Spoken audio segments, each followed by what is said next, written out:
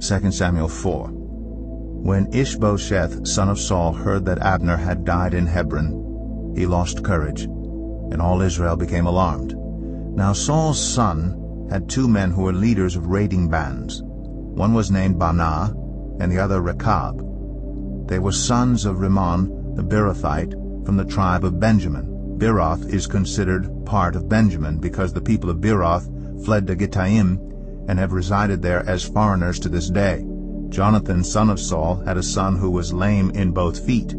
He was 5 years old when the news about Saul and Jonathan came from Jezreel. His nurse picked him up and fled, but as she hurried to leave, he fell and became disabled. His name was Mephibosheth. Now Rechab and Baanah, the sons of Rimmon the Beerothite, set out for the house of Ishbosheth, and they arrived there in the heat of the day while he was taking his noonday rest.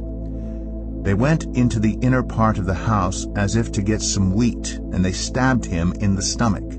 Then Rechab and his brother Baanah slipped away. They had gone into the house while he was lying on the bed in his bedroom. After they stabbed and killed him, they cut off his head.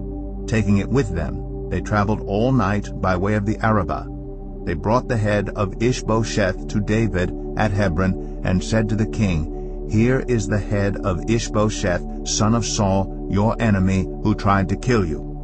This day the Lord has avenged my lord the king against Saul and his offspring." David answered Rechab and his brother Baanah, the sons of Rimmon the Beerothite, "As surely as the Lord lives, who has delivered me out of every trouble, when someone told me Saul is dead and thought he was bringing good news, I seized him and put him to death in Ziklag. That was the reward I gave him for his news.